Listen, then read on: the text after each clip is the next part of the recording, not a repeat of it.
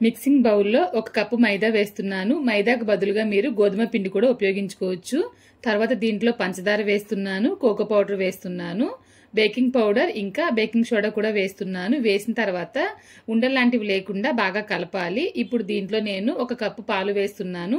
ఒకేసారి కాకుండా కొంచెం కొంచెంగా పోస్తూ కలపాలి. ఈ రోజు నేను ఎగ్లెస్ చాక్లెట్ ప్యాన్ కేక్స్ తయారు చేయబోతున్నా. ఇప్పుడు దీంట్లో బటర్ వేస్తున్నాను మెల్ట్ చేసి, తర్వాత వెనిలా ఎసెన్స్ వేస్తున్నాను. వేసిన తర్వాత బాగా కలపాలి. ఈ విధంగా ఉండాలి. ఈ రోజు ఈ ప్యాన్ కేక్స్ కోసం నేను అగ్రినీ కుక్వేర్ వారి ఉత్తప్పం ప్యాన్స్ అయితే ఉపయోగిస్తున్నాను. దీనికి కొంచెంగా ఆయిల్ గాని బటర్ గాని నెయ్యి గాని అప్లై చేయాలి. చేసిన తర్వాత ముందుగా తయారు చేసి ఉంచిన ఈ ప్యాన్ కేక్ బ్యాటర్ అయితే వేస్తున్నానండి. ఈ ఉత్తప్పం ప్యాన్ ప్రైస్ వచ్చేసి 650 రూపాయలు మాత్రమే. షిప్పింగ్ ఎంత అనేది మీరుండే ప్రదేశాన్ని బట్టి ఒకసారి కనుక్కొని చూడండి. డిస్క్రిప్షన్ లో నెంబర్ ఇస్తాను. ఇంకా ప్యాన్ కేక్స్ అయితే మూత పెట్టి ఒక 2 నిమిషాలు వదిలేసానండి. ఒక వైపు బాగా వేగాయి. రెండో వైపుకి తిప్పి వేపుతున్నాను అనమాట. రెండు వైపు తిప్పిన తర్వాత వెంటనే స్టవ్ అయితే ఆఫ్ చేసేసాను. చాలాసేపటి వరకు వేడి ఉంటుంది కాబట్టి ఆ వేడిలోనే మిగతా భాగం కూడా కుక్ అయిపోయి ఉంటుంది అనమాట.